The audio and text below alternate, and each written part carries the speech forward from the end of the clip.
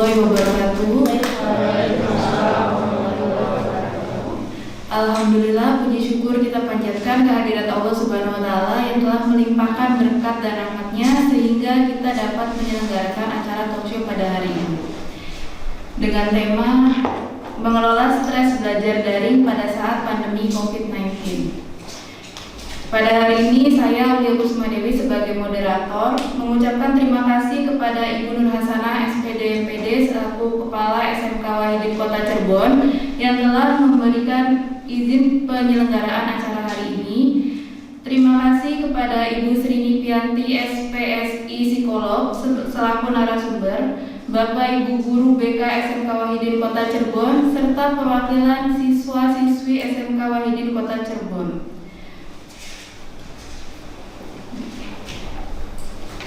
Sebelum berlanjut ke penyampaian materi, saya akan membacakan riwayat hidup dari narasumber terlebih dahulu.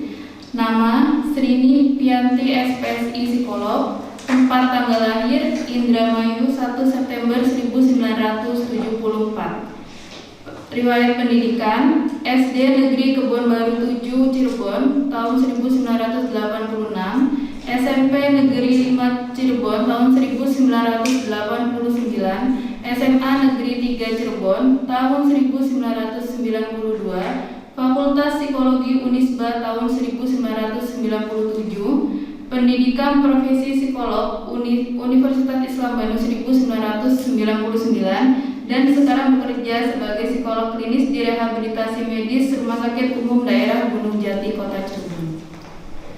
Baiklah, untuk mempersingkat waktu, kami persilahkan Ibu Srini Pianti SPSI Psikolog untuk menyampaikan materinya.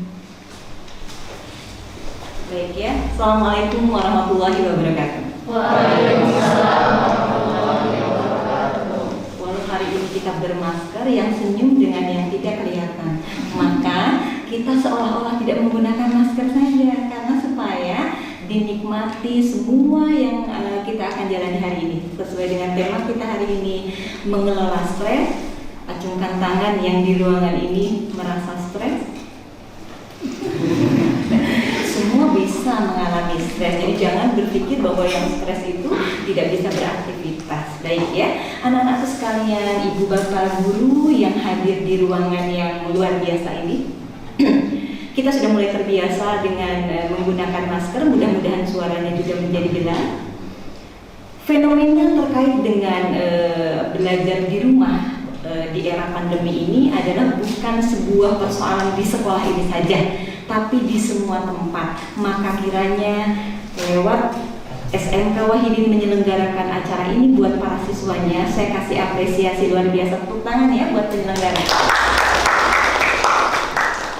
Adik-adik di sini akan belajar tentang bagaimana sesuatu yang selama ini sering dibicarakan, namun kemudian menjadi bingung harus ngapain. Akhirnya saling curhat dengan teman, ke guru, kemudian juga ke orang tua. Maka hari ini akan dikupas secara lebih detail supaya anak-anak bisa tergambar ya, apa sih stres itu gitu kan ya. Karena sering banget ya, hampir di semua pembicaraan di saat pandemi ini anak-anak bicara bahwa saya stres banget, guru-guru juga begitu ya, ya Allah gitu kan ya, kayaknya kapan berakhir pandemi gitu kan, seperti itu. Kebetulan saya bekerja di Rumah Sakit Gunung Jati, sehari-hari juga bersentuhan atau mendampingi pasien-pasien yang berada di isolasi.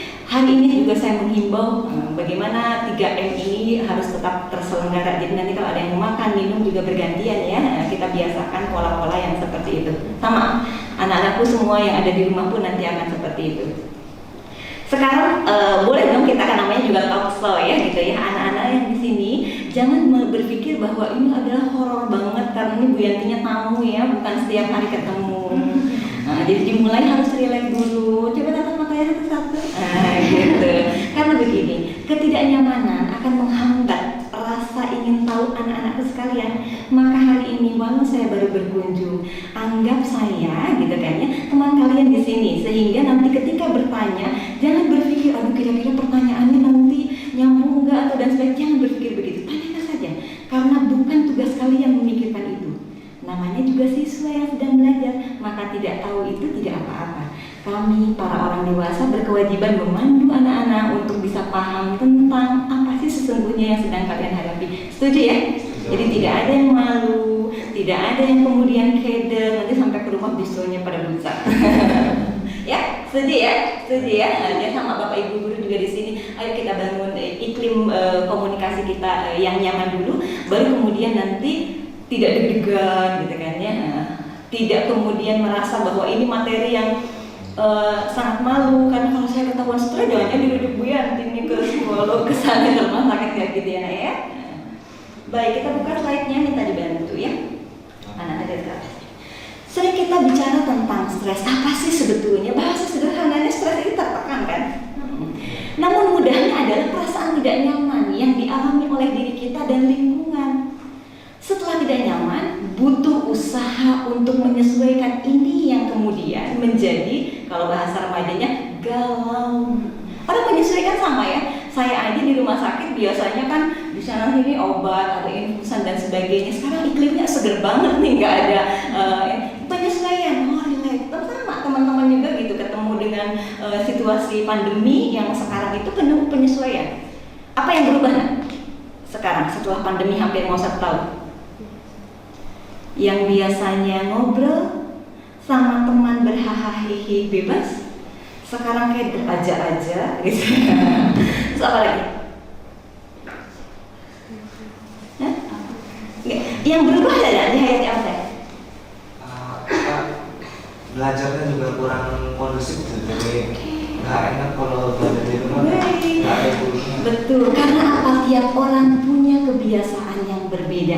Di kita sudah terbiasa bertahun-tahun belajar, ada gurunya di depan, kita mendengarkan, menulis, kemudian ada yang ngantuk, gurunya menegur, ayo kalian. Sekarang mau ngantuk dan sebagainya, guru juga terkadang tidak memperhatikan, bahkan atasnya seragam, bawahnya sarungan juga tidak kelihatan. Maka pola-pola yang seperti itu ada juga yang dirasakan menjadi tidak enak. Ada juga yang bilang enak banget, soalnya nggak usah mandi dan sebagainya, itu beda lagi. Maka tema stres ini juga akan dibicarakan dari 2 sisi, gitu kan ya. Jadi tidak selalu yang horor-horor saja. Apalagi yang berubah? Susah mengatur waktu. Oke, pintar. Susah mengatur waktu. Biasanya bu gurunya langsung jadi masuk jam berapa? 6:30 ya. 6:30 ya? Oh, itu yang membuat macet tuh. Saya kalau mau pergi ke rumah sakit kemudian antri itu angkotnya keren ya, saya kawahin siswanya banyak. Sekarang gitu kan ya, mengatur waktu sendiri. Maka kembali dari tugas perkembangan di usia remaja, kalian waktu tidak online belajarnya sebel banget ya diatur begini. Masuk jam 7 ngantuk dan sebagainya. Sekarang diberikan kesempatan mengelola waktu sendiri, ternyata apa? Keder. Artinya memang betul di dalam undang-undang pun usia remaja harus tetap didampingi oleh orang dewasa, karena nyatanya lewat era pandemi ini ada yang dirasakan oleh kalian. Keder ya, mengatur diri sendiri itu. Maka ini menjadi pengetahuan bersama. Menjadi remaja harus juga mau mendengarkan guru, orang tua, orang dewasa, karena tadi ternyata ada feedback, ternyata belum bisa ngatur diri sendiri, kudu diaturkan. Nah, itu adalah sesuatu yang kalian rasakan otomatis. Baik, slide selanjutnya. Nah, kalau begitu orang tertekan itu reaksinya macam-macam, ya. Yang pertama kali dirasakan reaksi fisik. Kata orang Cirebon, saya belajar bahasa sini, saya numpang lahir di Indramayu. Saya belajar, ayah saya dari Jawa Tengah, ibu saya perpaduan Jawa Barat, Jawa Tengah. Namun ayah saya selalu bilang harus menyesuaikan dengan bahasa daerah. Pasien-pasien saya banyaknya orang Jawa, orang Cirebon. Jadi kalau aspek fisik yang terjadi berubah itu, kata orang Cirebon mungkin bahasanya gini, gemeter lembut lah gitu ya. Setelah gitu ya orang Cirebon saya bilang gitu. Oh, saya pikir itu ya mungkin dia gelisah, kemudian tadi cemas berdebar-debar. Ini ada fisik berkeringat berlebih. Dia hanya lagi di kepala, cenut-cenut. Dia dirasakan. Kalau stres gimana? Fisiknya. Kata orang sini bilang greges ya, kayak orang angin. Kita hati-hati, jangan-jangan gitu ya. Mulai dirasakan itu aspek fisik. Yang kemudian pikiran. Aspek pikiran. Pikirannya negatif apa positif kalau orang lagi tertekan? Maka banyak remaja menjadi parno nih pikirannya, sensi, apalagi di era pandemi itu, gitu kan ya. Jangan-jangan begini, jangan-jangan banyak jangan-jangannya.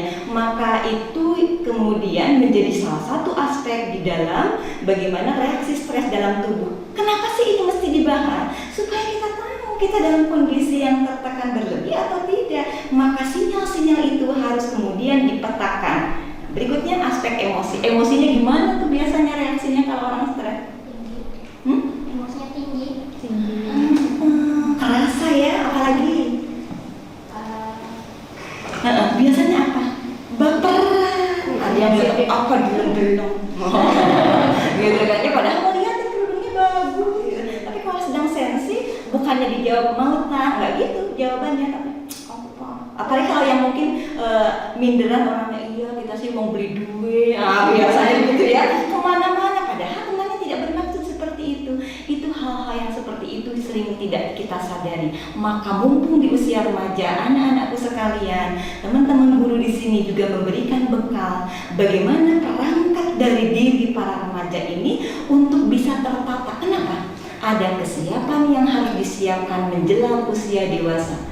Jadi kalau sekarang masih seperti ini tidak apa-apa.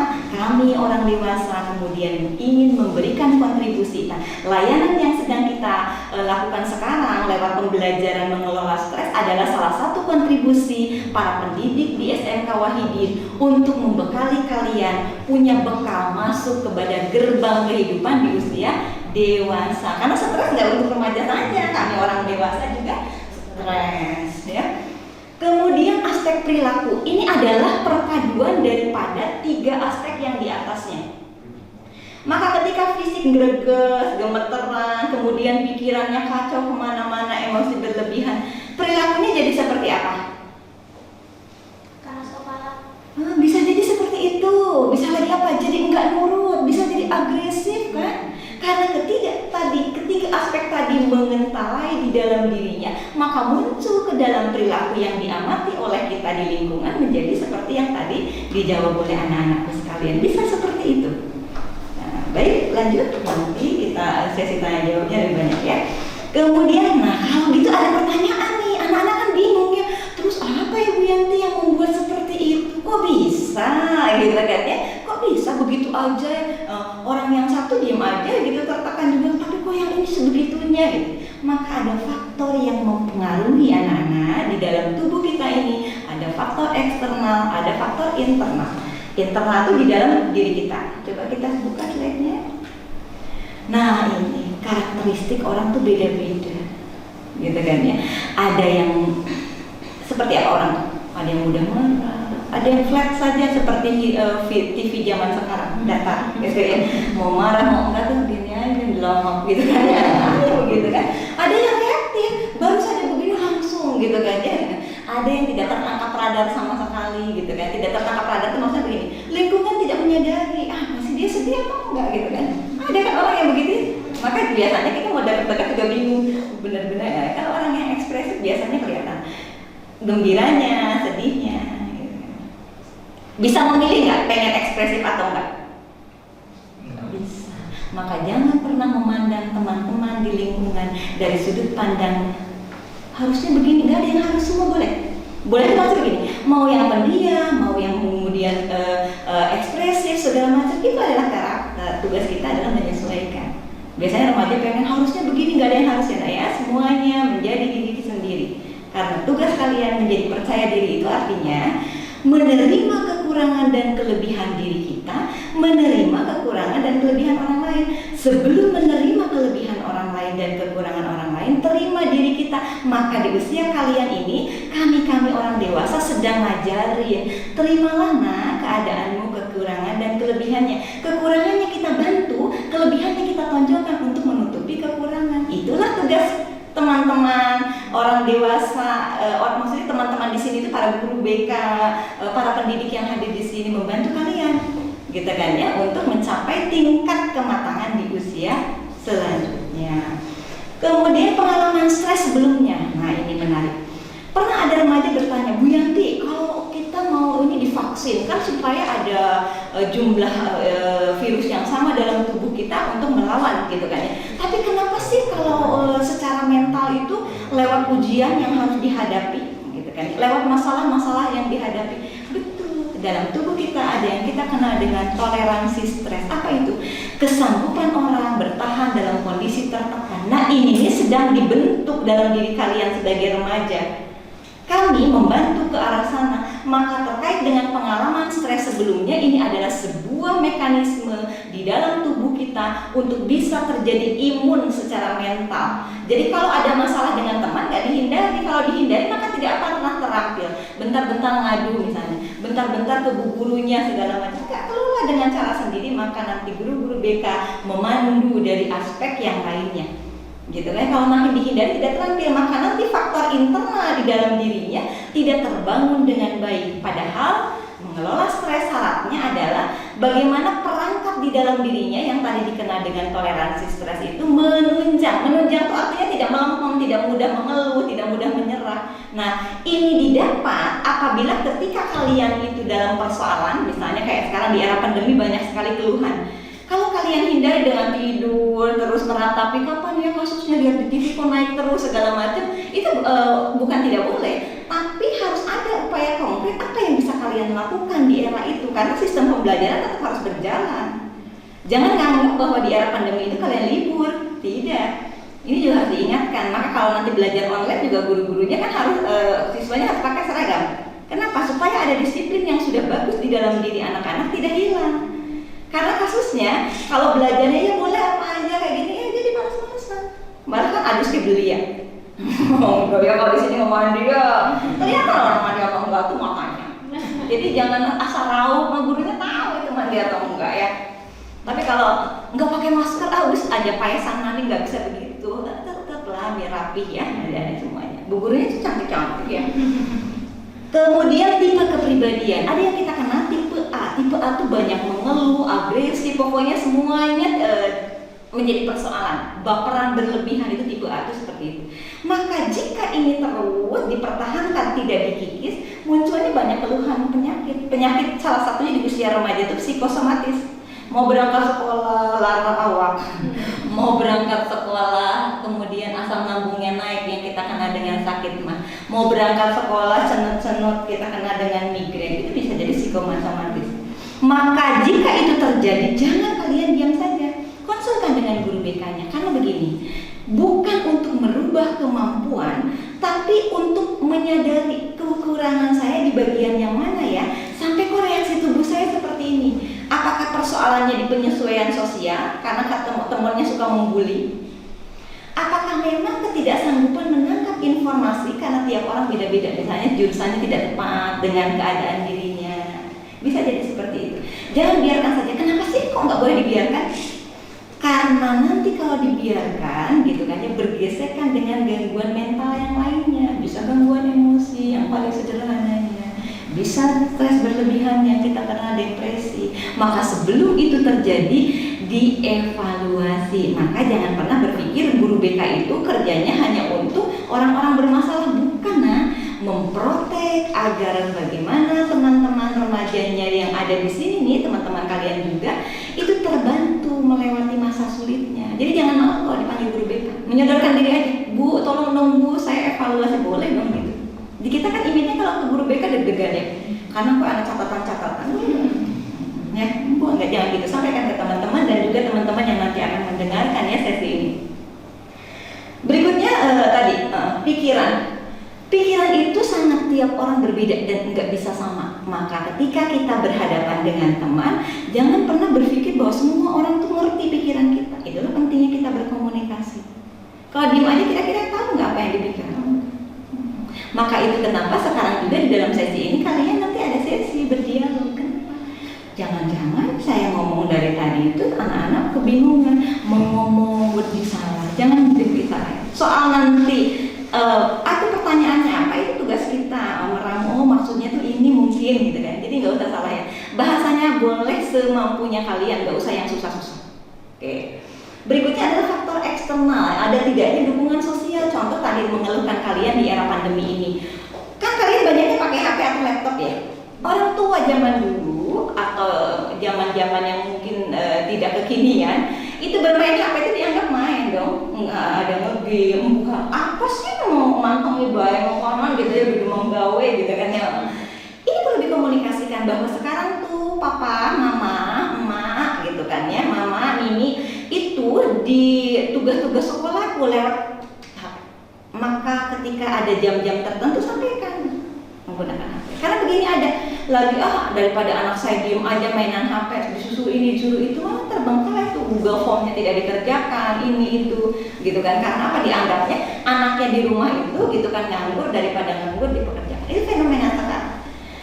Tidak semua anak mampu ngomong dengan baik orang tuanya, ada yang nyolot-nyolot, maka terjadi banyak kasus kekerasan di era pandemi. Kebetulan Bu Yanti ini pendamping korban kekerasan yang kemudian merujuk guru, kemudian orang tua, puskesmas itu merujuk ke Rumah Sakit Gunung Jati untuk atasi ini, dan ini meningkat di era pandemi gara-gara belajar di rumah itu. Gitu kan ya, bagaimana orang tua memukul anaknya karena tadi ternyata saya perhatikan karena ketidakpahaman.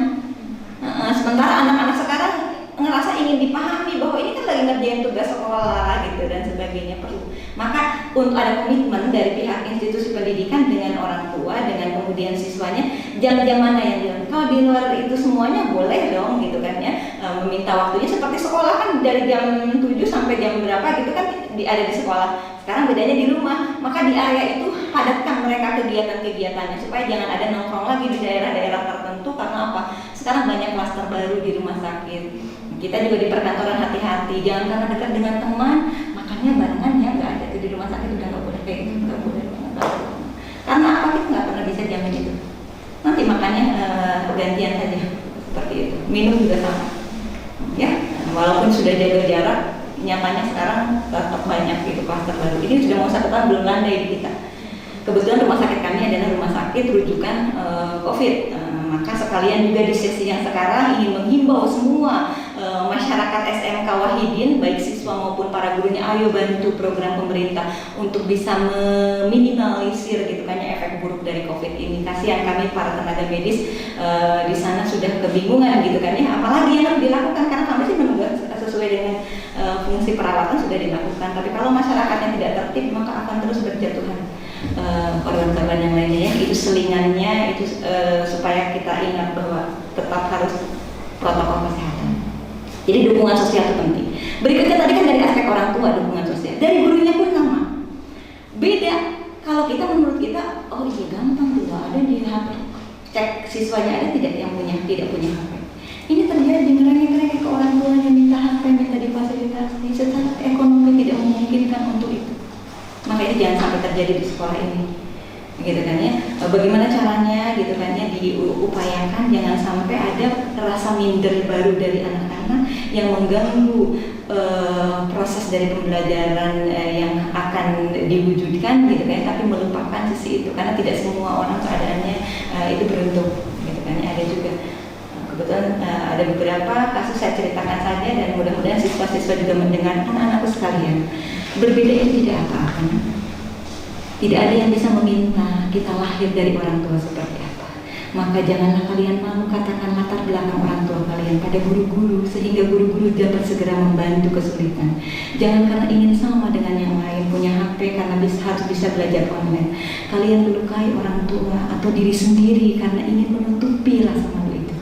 Sekali lagi kasus ini banyak terjadi, mudah-mudahan tidak terjadi di sini.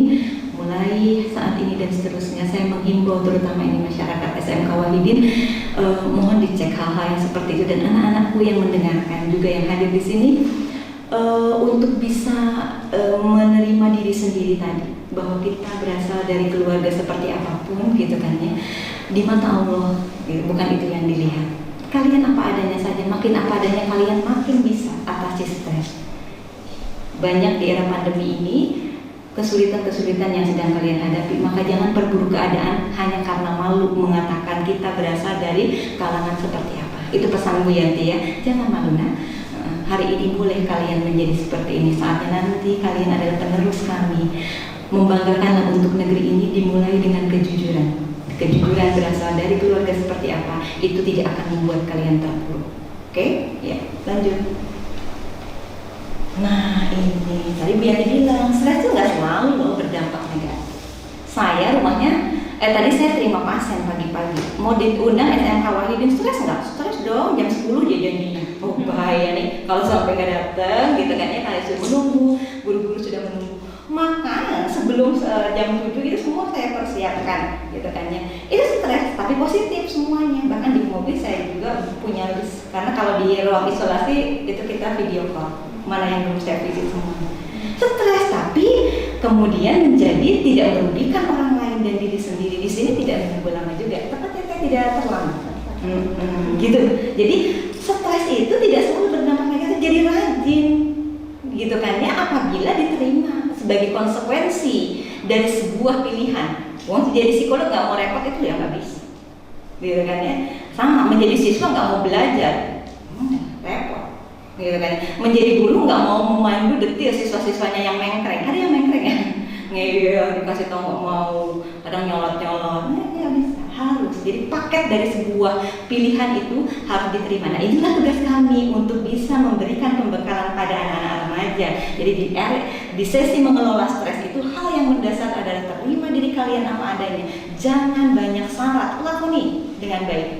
Jangan ngawang-ngawang pengen kayak wong sejen ya. Baik.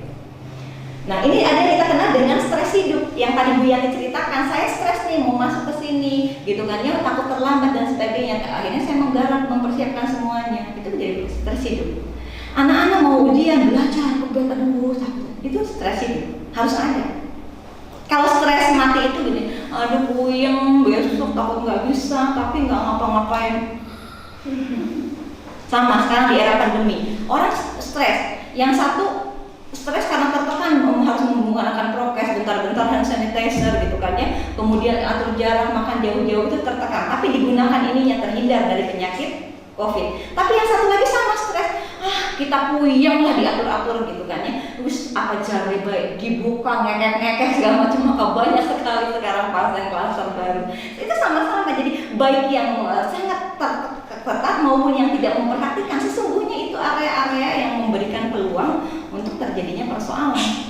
Persoalan itu bisa tadi kalau di area sakit ya menjadi sakit, di area pembelajaran jadi nilainya menjadi rendah. Kan tadi ada yang belajar keras sampai tidak tidur misalnya, ada yang ngoba apa jadi engkau. Sama-sama stres itu sebetulnya, yang satu terlalu rendah tidak berupaya apa-apa, yang satu terlalu tinggi, maka itu harus ada keseimbangan. Itu sebabnya semua pendidik mengatakan jangan sistem kejar semalam. Karena apa, di area memori aja, memori jangka panjang, menengah, kemudian pendek. Maka sistem itu tuh sudah diatur supaya apa?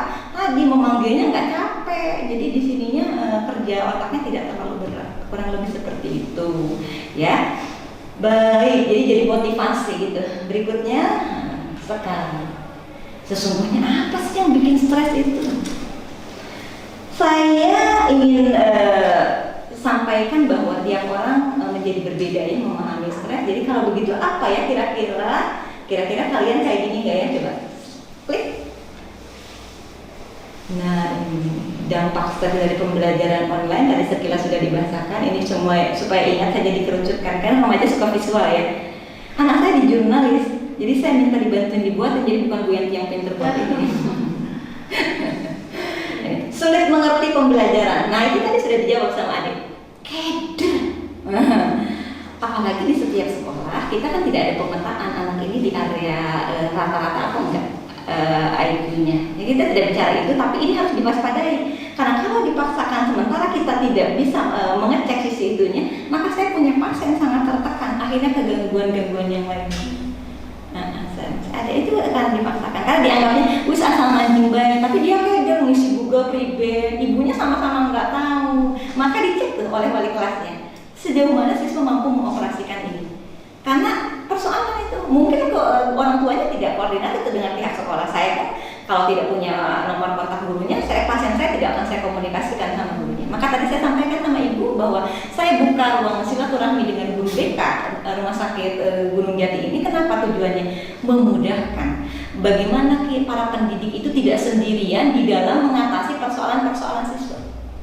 Jadi memang saya membuka diri untuk sisi itu. Silakan ya, tadi saya sudah sampaikan modulnya dicari. Kalau tidak salah yang merekomendasikan saya ke sini guru BK SMP 11 kalau nggak salah ya, tanya. Karena pasti dia punya, minta di copy saja, saya izinkan karena itu adalah dari kementerian modulnya.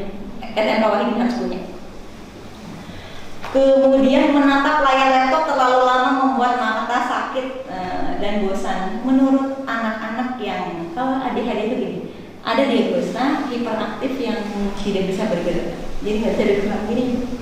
Jadi kalau biasanya di jalan, kalau di kelas bisa ciri-ciri anak-anak itu gangguin teman, hahaha, jauh-jauh kayak gitu. Nah yang begini kalau disuruh mantengin begini itu pasti dia persoalan, gitu kan ya. Kita nggak lihat karena lagi online. Nah, orang-orang rumahnya itu yang kayak gitu. Ya berikutnya. Nah masalah lainnya apa? Tadi menunda banyak kegiatan, mobile lah kaderan game beli kedeleng. Gurunya nggak kelihatan, pak gurunya nggak ada, terus nanti aja. Guru-guru juga begitu kan, ngeceknya agak kesulitan sebetulnya. Dibandingkan kita ada secara melihat siswanya, itu faktanya ibu ya, seperti itu. Jadi menunda banyak kegiatan bisa organisasi, ekskul terhenti sama sekali. Padahal di dalam sistem pendidikan ekskul daya ungkitnya terhadap ketahanan mental besar. Jadi kalau di SMK Wahidin ekskulnya apa yang jalan? Banyak ya. Nah, itu jangan sepelekan. Jadi jangan akademik saja, ekskulnya harus dikembangkan untuk keseimbangan. Kemudian kuota internetnya terbatas, walaupun di sini dapat gratis dari pemerintah untuk siswa.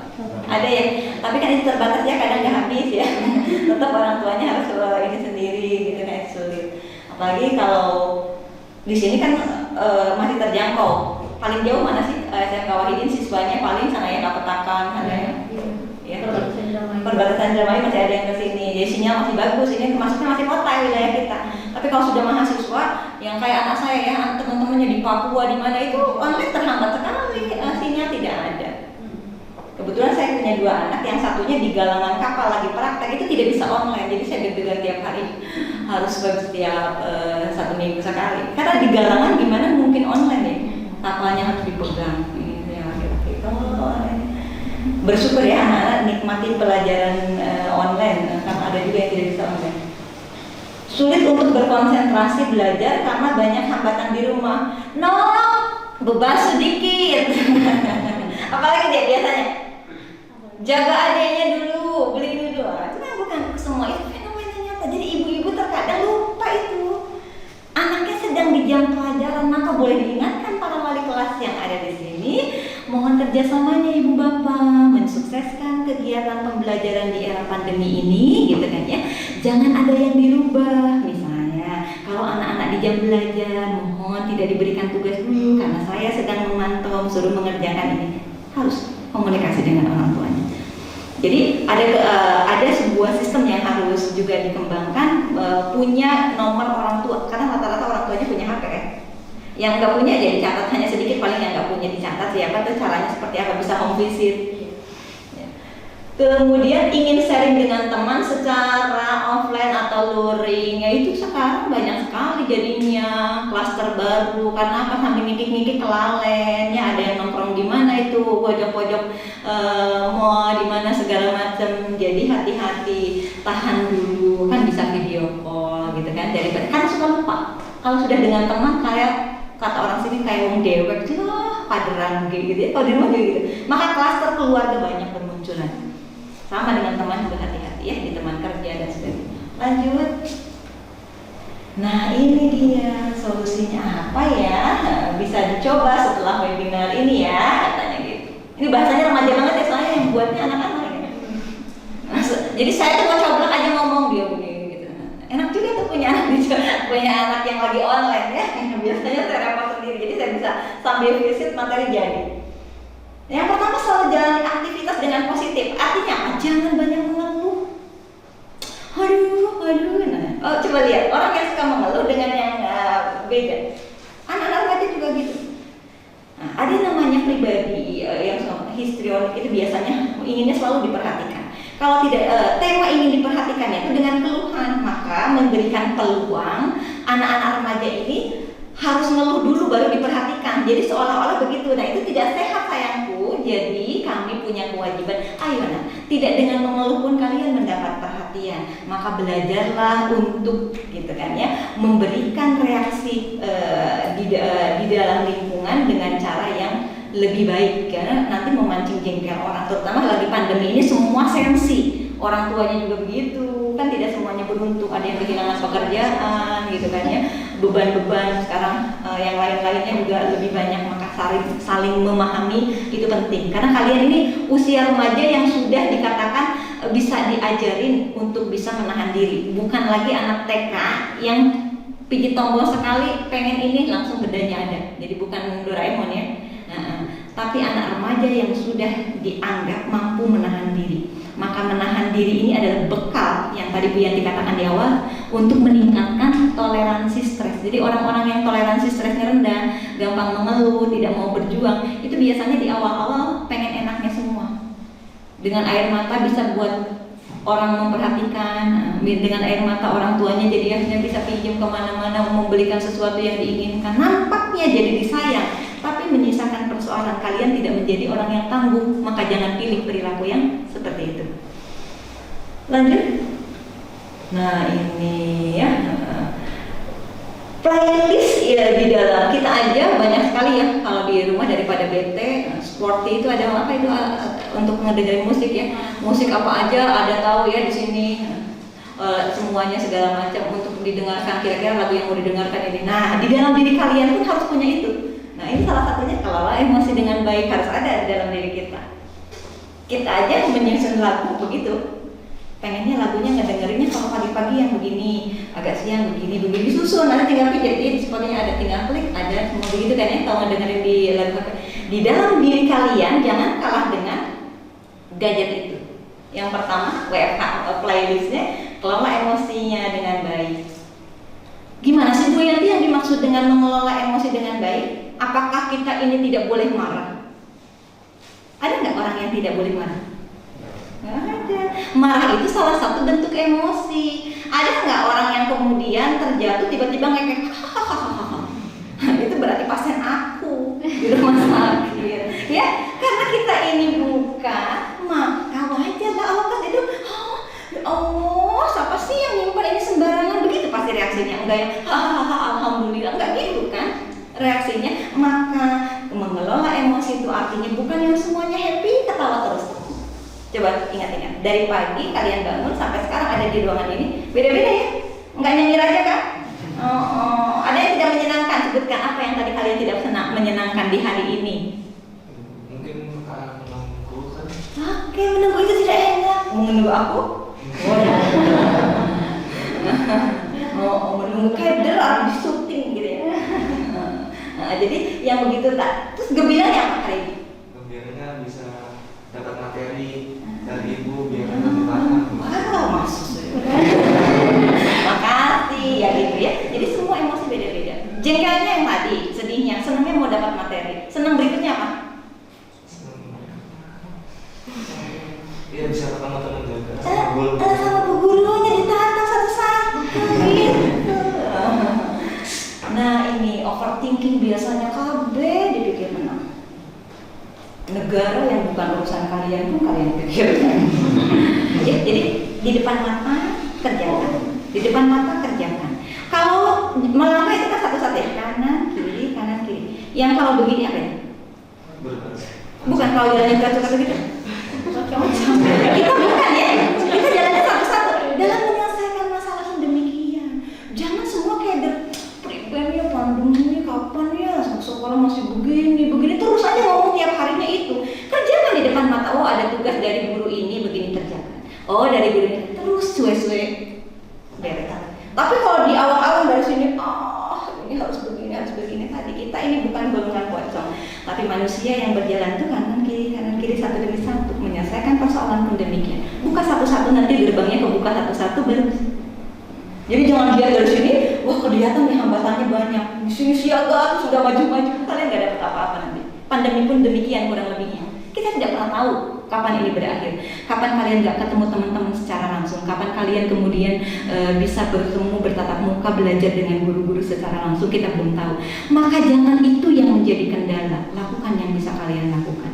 Asal kalian tadi mampu mengkomunikasikan keluhan kalian. Jadi kalau nggak bisa ngomong bukan diketawain, karena kami bertugas, guru-guru di sini bertugasnya mencerdaskan kalian. Mencerdaskan itu bukan yang harus meningkatkan IQ-nya, bukan. Tapi dengan kondisi IQ segimanapun kalian punya kesempatan dalam porsi yang sesuai dengan diri kalian. Nah itulah tugas gurunya. Jadi kalian jangan ngerasa, yang itu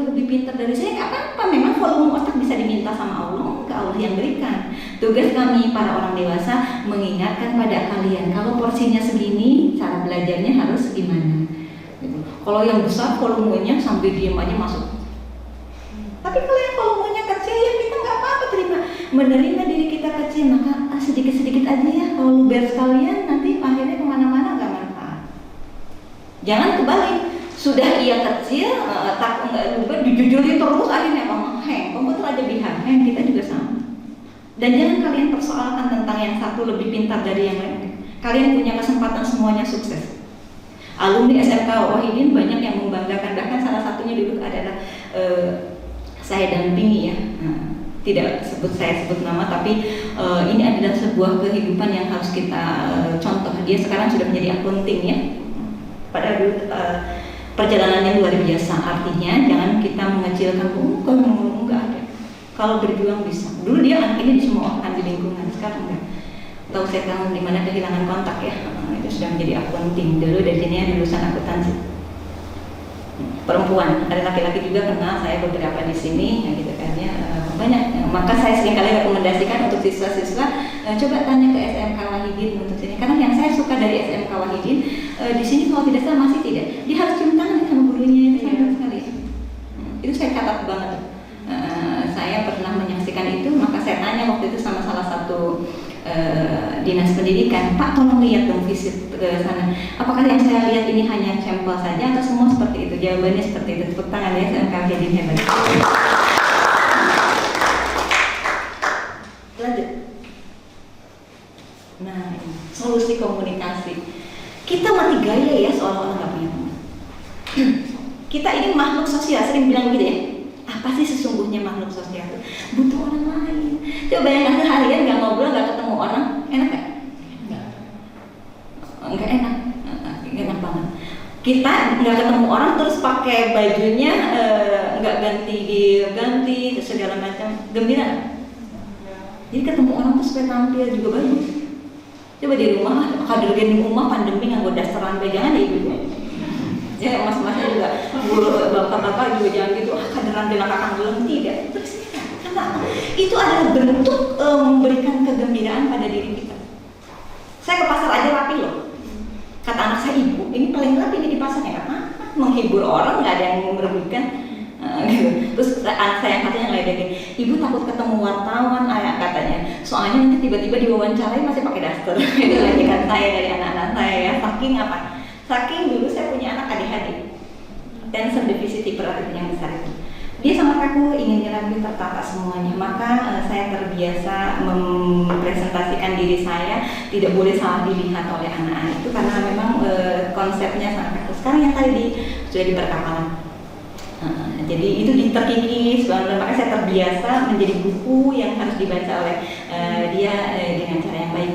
Termasuk tadi kenapa saya kalau janji harus, kalau ada pun cancel saya harus komunikasikan karena saya terbiasa membantu anak-anak yang seperti itu. Pasien-pasien saya pun demikian. Jadi buat saya bagaimana sebuah keajegan itu adalah hal utama yang harus diajarkan. Sama ketika ngajarin remaja juga begitu. Contoh saja lihat kami, tidak usah kalian baca buku, itulah contoh perilaku yang harus kalian adaptasi. Maka kita, para pendidik ini diberikan kehormatan untuk selalu menjaga itu semua karena apa tadi, dicaplokin semuanya, dikopi semua sama siswa-siswanya. Jadi kalian tidak harus membaca literatur apa-apa, contoh lihat teladan guru-gurunya, saya pikir cukup membanggakan. Kenapa SMK Wahidin juga SMK swasta yang diminati banyak orang, kan tadi mungkin banyak teladan yang dilihat dan orang tua percaya. Salah satunya tadi bagaimana kesantunan. Saya pikir anak-anak di sini ke gurunya seperti ke orang tuanya. Mudah-mudahan terus ya seperti itu yang saya lihat dan tularkan semuanya. Karena ini SMK paling rame ya, saya perhatikan paling rame. Sampai ke bosnya, macet kalau pulang. Sekarang nggak macet, jadi 5 menit ke Gunung Jati. Ternyata SMK Wahidin lagi. Ya tadinya bisa lewat chatting, komunikasi tuh ya, bisa kemudian video call, macam-macam ya, tatap muka lewat Zoom. Kalian suka Zoom nggak sama teman-temannya? Dalam satu hari itu harus ada video call dengan teman karena kalian sudah remaja. Tentu tidak didampingi oleh keluarga terlalu ketat juga tidak apa-apa. Kenapa? Tujuannya saling berkomunikasi, sharing. Karena apa? Ada ruang di dalam diri remaja yang kalau kerannya ditutup karena tidak berekspresi dengan teman-teman secara positif, itu gelisah. Jadi akhirnya di rumahnya tuh manggung, geli udah pugu, orang tua yang kena sasaran terkadang. Adiknya kalau semut sih tak pites gitu ya. Mungkin tuh mudah banget tuh sama kalau punya adiknya tuh ya seperti itu. Dia lupa adiknya itu sama manusianya. Lanjut. Nah ini dengan orang tua ya yang tadi saya sampaikan, dia mau memberitahu orang tua untuk tetap fokus belajar walaupun di rumah. Terus kemudian pelajarannya di sekolah itu harus dikomplainkan ke orang tua, tahapan-tahapannya seperti apa. Alah Bu Yanti, orang tua saya nggak ngerti, soalnya kan nggak sekolah. Jangan dikira walau mereka tidak mengerti, kalian mengajar kepada siapapun, menyampaikan informasi pada orang tua, tidak menggurui kan. Tadi tuh belajar ini, lama-lama orang tuanya tuh tahu, oh pelajaran anak saya tuh kayak gini-gini. Bukan untuk kemudian dia paham seperti gurunya, tapi setidaknya mereka punya nuansa lain. Oh iya ya, karena saya punya anak di SMK tuh beda dengan saya yang nggak berpendidikan, tahu begini. Itu ibadah bukan? Ibadah. Itu adalah membuka ruang komunikasi yang positif sehingga terbangun sebuah rasa. Rasa ini bekal untuk apa?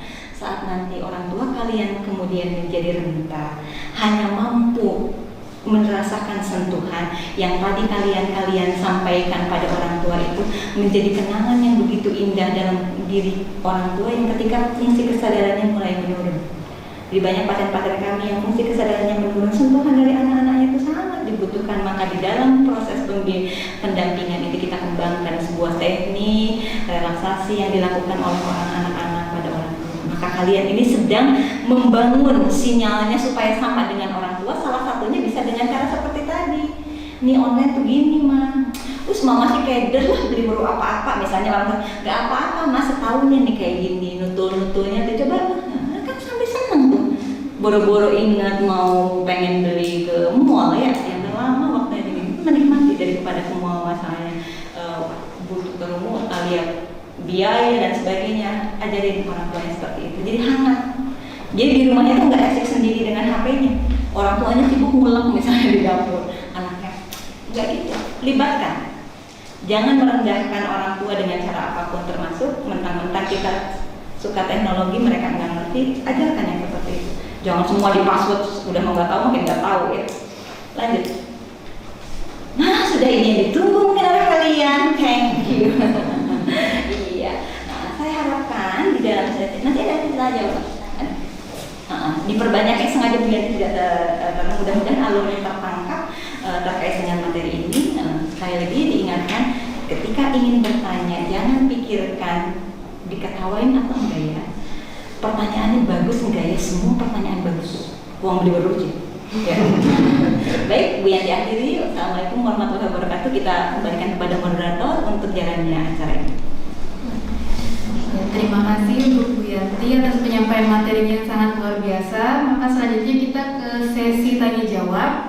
Silakan untuk perwakilan siswa-siswi yang ingin bertanya. Boleh. Boleh bertanya boleh yang mana? Yang dari depan dulu ya. Boleh permintaan nggak ke moderator? Bu Yanti suka lupa, jadi setelah tanya langsung jawab aja ya, jangan dimaksudkan. Oke, langsung Ibu. Langsung aja ya. Kamu kayak anggota dewan. Assalamualaikum warahmatullahi wabarakatuh. Waalaikumsalam warahmatullahi wabarakatuh. Perkenalkan nama saya Angga Adisa Putra dari kelas 11 FP2. Saya ingin bertanya nih Bu, di era daring ini kan kita ada COVID ini kan kita daring. Nah, bagaimana cara menciptakan suasana yang kondusif saat belajar di rumah gitu? Yang sekarang kan dirasa sama Angga seperti apa tidak kondusifnya? Kadang bangunnya kesiangan atau enggak telat ngerjain gitu. Oke, baik, itu manajemen diri ya berarti ya.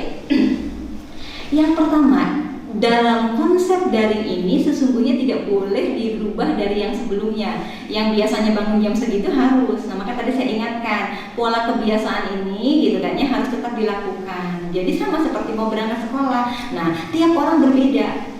Maka tanamkan dalam diri kalian untuk tahu waktu, dibuat sendiri karena kalian sudah masuk ke remaja pertengahan ya. Jam berapa harus bangun, pakai alarm. Dan jangan ada nawar. Syaratnya jangan ada nawar. Biar 5 menit dulu, itu penyakit. Jadi tips berikut tipsnya adalah jangan nawar. Buat jadwal yang membuat kesiangan itu orang tua ngerasanya ya ya bagian bayarlah beli sekolah iki, itu orang tua kita kan yang butuh. Karena kita yang butuh. Karena kalau itu dibiarkan deh, maka terbentuk sebuah konsep yang menurun di dalam diri kita, yang tadinya tertib menjadi tidak tertib. Gitu. Yang tadinya tidak semaunya menjadi semaunya. Nah, itu akan efek negatif karena kita tadi memanjakan diri dengan alasan kan supaya imunnya tetap meningkat, nggak gitu kali meningkatnya imun. Ya, jadi harus ada dipaksa untuk tertib buat schedule tanpa nawar.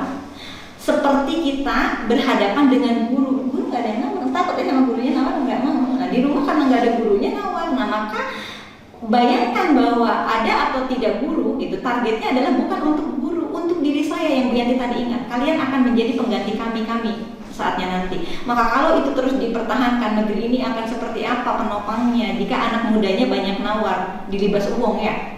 Mau begitu? Enggak. Maka mulai saat ini apa yang harus Anda lakukan? Mendisiplinkan waktu, terus sama mensusun waktu biar bisa lebih kondusif lagi saat belajar online. Siapa yang memantau? Orang tua dan diri kita sendiri.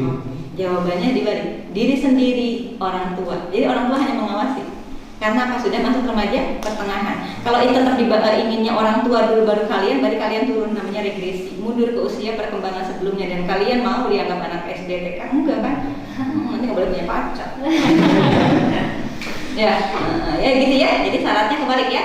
Apa ulangi? Syaratnya kita harus bisa mendisiplinkan diri sendiri dibantu dengan panduan orang tua. Oke, catat itu ya. Yang pertamanya diri sendiri. Oke, baik. Paham ya, Kak ya? Baik, terima kasih. Rasanya gimana Kak kamu ngomong di mikrofon? Tapi sekarang sudah tidak. Sekarang lebih bagus ya. Saya jujur aja levelnya lebih bagus. Ayo lanjut. Ya, selanjutnya ya. Assalamualaikum warahmatullahi wabarakatuh. Waalaikumsalam. Perkenalkan, nama saya Dito Ali Priyono dari Pengasat PDP 2. Izin bertanya Bu. Ya. Kalau saya sering daring itu kayak merasa bosan gitu Bu. Jadi itu apa sih tips untuk itu mengerjakan daring itu agar tidak bosan atau agar kita bisa menyenangkan gitu? Oke, yang pertama, tipe-tipe anak muda bosan ini memang kuat di visual. Coba perlihatkan Dito tadi ketika Kak kita menjelaskan ini. Dia fokus pada apa yang dia inginkan, nggak mau dia nulis-nulis, lihat-lihat kayak gitu. Karena apa? Dia memang suka terhadap. Bayangkan kalau yang ngomongnya itu intonasinya datar, aja nggak naik turun, terus suruh gitu. Tapi kamu hari ini, soal matanya sipit-sipit juga saya tahu gitu. Itu artinya kamu terima dulu tuh keadaanmu, oh saya itu gitu kan ya, saya sukanya begitu. Jadi kalau kemudian monoton mengerjakannya gitu kan ya, maka tidak menjadi gembira. Kamu selama ini mengerjakan tugas di mana? Di kamar kan? Sudah tahu udah bosan, saking kemudian mendi ya, di kamar itu tidak begitu. Boleh kamu kemudian di luar rumah dulu gitu kan ya. Asal bilang ke mamanya. Di luar rumah itu maksudnya bukan kamu main ke tetangga. Karena kamu tuh butuh pergerakan. Kalau kenapa bedanya waktu sekolah nggak merasakan begitu? Karena kamu bisa jalan-jalan ke kantin, Moregan, Karabatur, kamu kan pecicilan kan? Gitu kan? Nah di rumah sama kan, saya pasti ibunya akan marah gitu ya, segala macam. Maka itu yang membuat kamu tertekan, greges. Kamu udah marah, bete, cemberut. Maka kamu jangan tersenyum kalau di rumah ya. Untung nggak bawa masker deketan. Ya, jadi pahami dulu. Dito tipe yang seperti itu. Tipe yang seperti itu tidak boleh menyerah. Oh iya kata Bu Yanti juga saya tipe begini. Itu namanya nanti stres mati masuknya. Karena kita akan bicara membangun sebuah stres hidup. Maka yang harus dilakukan apa tuh Dito? Dari penjelasan Bu Yanti yang mau diterapkan jadi lebih cari suasana baru yang lebih nyaman. Oke, sing ruang tamu bosen kayak kamu dan kamu itu kan mudah terganggu tuh visualnya. Rajin beberes pengennya beres, pengennya nyaman, tapi dilakoni dewek iku arane beban kata wong Cirebon. Ya, kamu kan suka ya visual yang bagus-bagus kayak gitu. Rajin tanganmu bergerak sekarang belum kan? Lakukan itu. Akan ada nuansa yang berbeda. Karena dengan bergerak racunnya kebuang, adanya gembira, maka itu adalah modal buat kamu yang mudah bete. Ciptakan, jangan menghayal pengennya belajarnya di mall. Di di rumahnya dibuat bersih, tanganmu bergerak, maka imunmu naik karena fisiknya terus berdoa, racunnya kan terbuang, gembira didapat. Itu konsep daripada bagaimana mengelola stres dengan mengukur kesanggupan kita. Jadi kamu tuh kuatnya di visual di sini. Kamu suruh baca, mengkaitkan, sasida, kalau ngerek. Gitu Dita, kebayang ya, lakukan. Lanjut. Ya, selanjutnya yang tadi yang belakang pertama dan Sudah. Saya mau berburuk begini enggak ya? Boleh. Silakan. Deg-degannya udah hilang ya toh? Assalamualaikum warahmatullahi wabarakatuh. Waalaikumsalam. Nama saya Juneni Amelia dari kelas 11 AKS 1. Nama panggilannya siapa nah? Juneni. Juling. Punten Bu, mau nanya, bagaimana cara kita mengatur waktu agar efektif saat belajar daring? Yang pertama, udah sih pertanyaannya deh. Waktu efektif tadi sudah dilakukan, harus dibuat jadwal. Nah, yang berikutnya adalah kesanggupan diri kita itu dalam batas apa? Karena beda-beda kalau di sekolah dengan di rumah. Kalau di rumah itu kan kamu nggak mungkin ya 45 menit begini aja kayak gitu-gitu pengen. Nah, gitu kan? Nah, yang seperti itunya yang masalahnya nggak bisa diingatkan gurunya kan? Maka kalau kita bicara efektif, mengukur, kamu kayaknya tahannya paling 15 menit duduknya. Ya. Maka kalau setelah 15 menit kamu ganti posisi gitu. Nanti biasanya WA. Nah, itu yang membuat malas, jadi keterusan akeh 15 menitnya kang sedikit. Maka sama. Konsepnya adalah pil paksa. Kalau ada pilnya saya beliin. Harus kita yang aktifkan tombol di dalam diri dengan menanamkan sebuah target untuk hidup kamu. Orang tua kalian hidup terus kan?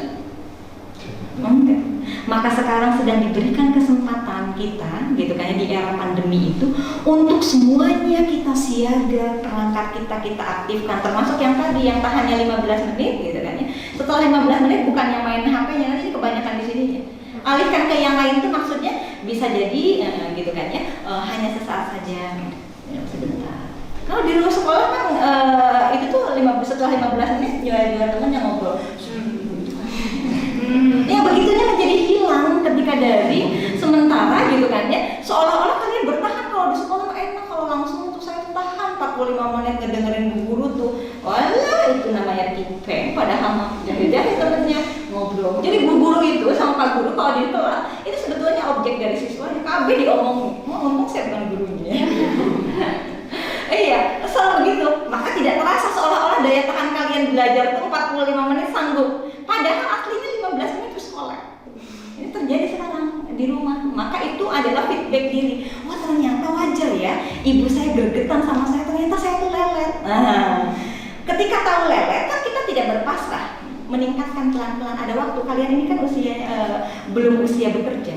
Maka dievaluasi ketika sekarang itu metodenya online, ini adalah lahan untuk kalian meningkatkan. Jadi kalau kita bicara gimana ya supaya mengefektifkan, ya kalian harus optimal. Konsentrasi kamu aja di bawah 10 menit ya. Kalau sudah 10 menit kamu gitu ya. Seperti itu ya. Misalnya ngerasain ya. Kalau enggak jawab enggak apa-apa. Ya biasanya langsung blank, tahan seperti itu. Nah, itu kalau sekarang dengan adanya dipaksa begitu, ada kesempatan untuk meningkatkan. Oh iya, kata Bu Yanti. Tarik nafas dulu aja, karena memang itu tiap orang beda-beda ketahanannya. Ada yang sejam begini aja tahan. Saya yakin bukan kalian. Dengerin Bu Yanti aja banyak. Nggak ada yang duduk tegak ya tadi. Enggak, apa sih? Untung ada kamera ya.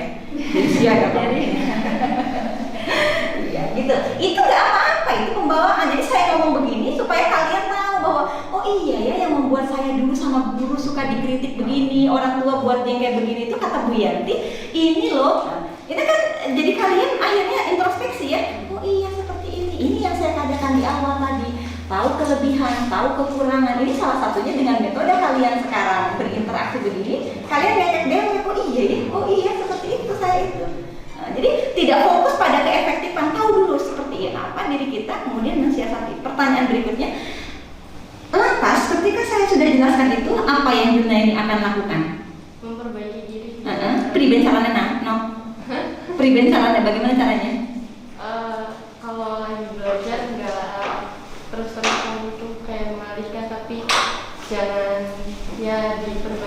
waktunya. Karena biasanya tipe begitu tuh kalau orang Sunda bilang kamalinaan, keterusan. Nanti yang akan dilihat itu chattingan temennya aja dulu gitu kan ya, karena misalnya 15 menitnya kelalen. Nah, padahal ada waktu berikutnya yang harus dikerjakan untuk tugas yang lain. Nah, biasanya tipe leha-leha ini kalau kita tadi belajar bahwa stres itu ada hidup, ada mati, pilihlah stres yang hidup gitu kan ya. Karena apa, kalian tidak muda terus, akan ada usia seperti kami di sini. Maka bekalnya itu ditambahin dengan cara kalian mendisiplinkan diri sendiri tanpa ketakutan dimarahin siapapun untuk diri sendiri kok. Ya, selamat berjuang, tidak mudah tapi harus dilakukan. Oke. Makasih Bu. Kembali. Ya. Selanjutnya mungkin ke pertanyaan terakhir ya. Dari siapa? Oke, silahkan. Pakai mikrofon dong. Assalamualaikum warahmatullahi wabarakatuh. Waalaikumsalam warahmatullahi wabarakatuh. Aisyah mau nanya nih Bu, gimana sih Bu agar nilai kita tuh tetap bagus gitu walau belajarnya tuh masih di rumah? Kasih tipsnya dong. Emang ada penurunan? Ada. Dari berapa ke berapa penurunan sebenarnya? Ada pelajaran yang pas semester 1 tuh nilainya turun. Turunnya drastis Banget. banget. Coba pelajaran apa sebutkan? Pelajaran psikondik sama pelajaran apa ya? Ayo sampai PJOK. PJOK. Oh, PJOK jadi turun. Ya karena kan Ya karena mungkin sis ini ya gimana nanti kewajar nah itu nggak apa. Yang satunya lagi apa? psikondik. Nah kalau belajarnya langsung itu bagaimana metode pembelajarannya sampai kemudian kok terjadi kesenjangan bedanya? Mungkin ya. Praktik. Oke. Yang tadi saya bilang anak saya itu nggak bisa yang di teknik perkapalan itu online karena tadi banyaknya praktek. Karena orang yang sudah dewasa, kalau mahasiswa itu, maka walaupun ini pandemi, asalkan ada komitmen dengan orang tua membolehkan kegalangan, maka dilakukan pembelajaran. Tapi adik ini termasuk yang tidak boleh melanggar itu, karena kan kita ini di SMK, SMA semuanya gitu kan ya, ini harus patuh terhadap aturan pemerintah, sementara ini harusnya online. Jadi itu adalah sebuah resiko, kondisi yang belum bisa disiasati. Kalau mata pelajarannya kan mata pelajaran yang memang butuh praktek, nggak apa-apa. Itu ditolerir, guru-gurunya juga baru tahu. Kalau di pelajaran yang lainnya enggak kan? Berikutnya, kamu itu kan orangnya misalnya gampang bete nggak ngerasa? Gampang bete nggak sebel? Nilainya 2 itu jelek aja kamu untung kemana-mana, pada yang masih bagus gitu? Iya sering kayak gitu. Oke. Adikku berapa di rumah? Nggak punya. Kenapa Bu Yanti nanya itu? Biasa istimewa itu susah kecewa. Maka ketika kamu tadi mendapatkan kekecewaan yang tadi, Allah sesungguhnya sedang mengajarkan bagaimana kamu tahan dalam kekecewaan. Beruntung hanya diberikan nilai seperti itu aja, tapi kalau kamu terima dengan baik dan tahu alasannya, yang tadi kita jawab itu adalah alasannya ya. Kamu kecil nilainya wajar karena tidak praktek dan sebagainya, jadi kan memang menghambat daripada proses penilaian dan sebagainya. Itu kan saya sedang menyampaikan informasi ke kamu seperti itu. Informasi itu di dalam tubuhmu kamu gunakan. Oh iya ya, itu sebagai kontrol. Saya begini, dan saya tidak terlalu dipikirkan supaya gitu kan ya, saya tetap gembira dan kedepannya kan masih banyak yang harus diperbaiki. Itu yang saya bilang, bagaimana mengelola stres aslinya tetap. Kalau ditanya gimana ya harus bagus semua, gak ada yang bagus semua. Emang semua orang cantik semua, semua orang jelek semua, enggak, sama. Sedih dan gembira berpasangan, siang dan malam sama. Jadi dalam kehidupan selalu orang merasakan kecewa. Itu adalah bagian dinamika yang harus diterima. Ada tujuannya. Emang hidup semua diberi. Maka kalau orang tua semua fasilitas anaknya dikasih semua, sesungguhnya itu nilai kebohongan. Emang ada di dunia ini yang buat ada semua? Enggak ada. Kita inginnya A, Allah tidak berikan, dapatnya B. Nah, kalau kita tidak mengajarkan anak-anak untuk bagaimana belajar menghadapi kekecewaan, maka dia akan ngedrop ketika dia mendapatkan kenyataan. Karena di kenyataan tidak semua yang kita inginkan ada. Maka pengalaman-pengalaman yang seperti tadi adik rasakan, itu sebuah kontribusi yang alamiah yang Allah berikan, diberi dalam hidupmu untuk tadi kamu bisa memaknai kehidupan itu dari 2 sisi. Tidak semuanya enak.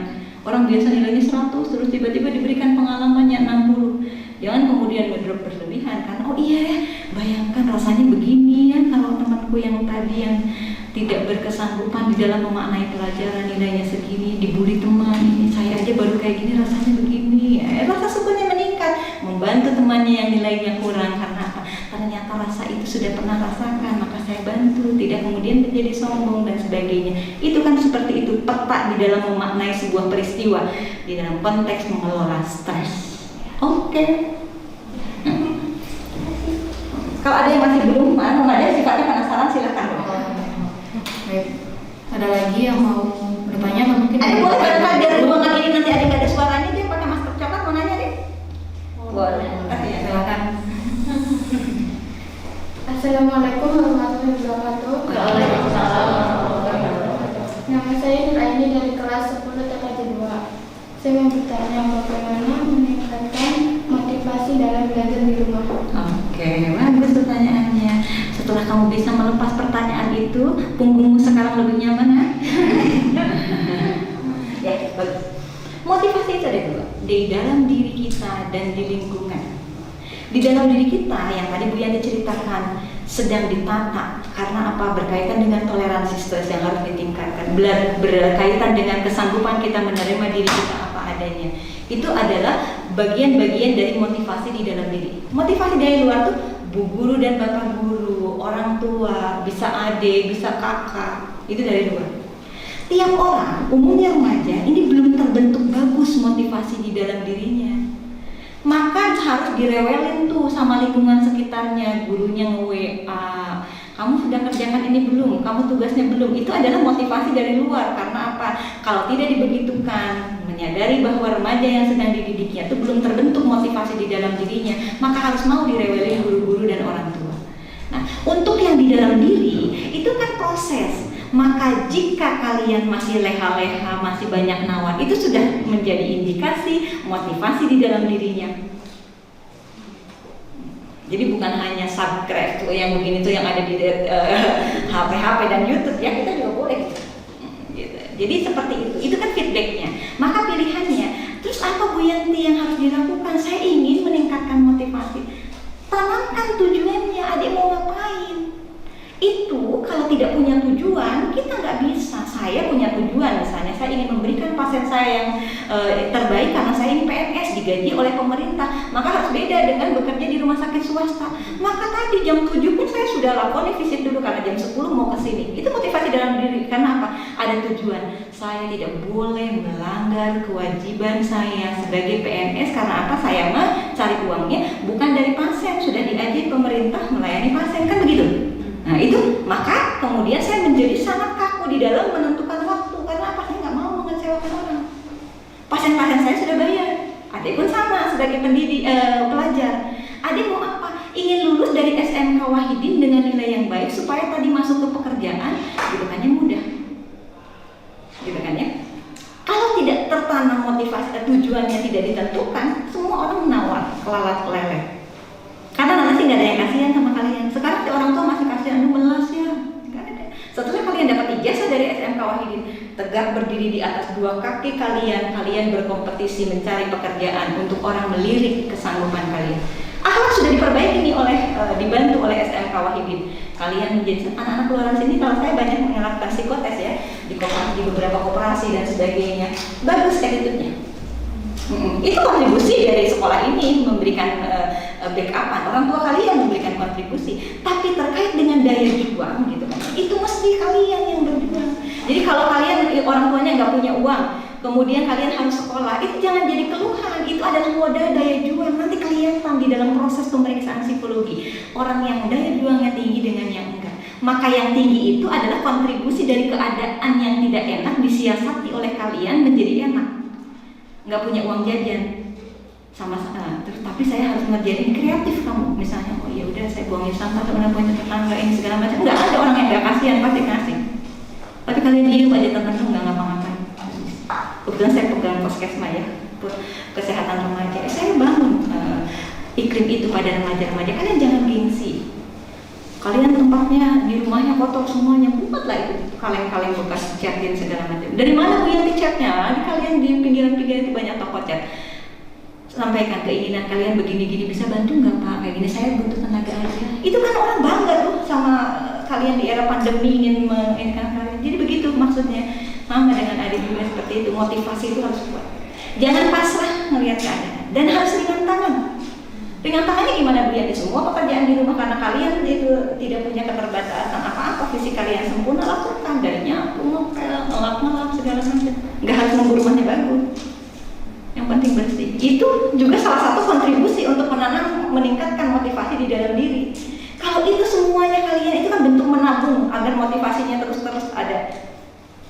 Nanti di usia dewasa akan terbentuk sebuah daya juang yang luar biasa dan terekam di dalam proses pemeriksaan psikologi, nggak bisa dibohongin. Itu rekam jejaknya ada. Maka kalian sedang menuju ke arah itu. Ya, motivasi itu begitu. Jadi semua aspek yang dikerjakan gitu kan, itu belum terbentuk sempurna di usia remaja. Kalau yang di dalam diri, maka untuk supaya di dalam dirinya tetap cepat terbentuk, nih para guru ini harus rewel. Nggak ada guru edukasi kan bisa dianggapnya rewel, nggak disenangi sama siswa saya, biarin nggak disenangi juga. Karena apa? Bagian ini adalah harus diberikan. Karena apa? Itu salah satu kontribusi dari para guru untuk kalian. Kalau tanpa mereka kenceng di bagian itu, kalian nggak dapat apa-apa. Maka tadi pertanyaannya, motivasi dalam dirinya relatif tidak terbentuk sempurna karena tadi gurunya nggak mau ambil resiko, nggak mau lah nantinya daripada rewel nanti anaknya begini-begini, nggak apa-apa, kita mau berjuang itu ada resikonya seperti itu karena acuannya jelas memberikan kontribusi di dalam memudahkan remaja menjalani tugas perkembangan di usianya. Tugas perkembangannya banyak, salah satunya tadi belajar menghargai orang lain dimulai dengan menghargai diri sendiri. Ya, oke, begitu ya. Senang bisa bertanya ya. Semuanya sudah bertanya. Oke, kita kembalikan ke Ibu moderator ya. Ya, terima kasih siswa-siswa yang sudah mengajukan pertanyaan. Maka dengan berakhirnya sesi tanya jawab ini, kita sudah berada di penghujung acara. Kesimpulan pada acara materi hari ini adalah belajar daring itu harus bisa memanajemen diri dengan membuat jadwal yang harus bisa komitmen untuk melaksanakannya, serta ketika melaksanakan pembelajaran daring harus bisa memahami diri sendiri dan menyesuaikan lingkungan yang membuat kalian nyaman. Lalu kita juga harus bisa memotivasi diri untuk mencapai tujuan yang diinginkan. Baiklah, semoga acara pada hari ini bermanfaat untuk kita semua, khususnya siswa-siswa SMK Wahidin Kota Cirebon yang sedang melaksanakan pembelajaran secara daring. Terima kasih atas perhatiannya. Mohon maaf bila ada kesalahan. Sampai bertemu lagi di lain kesempatan. Wassalamualaikum warahmatullahi wabarakatuh.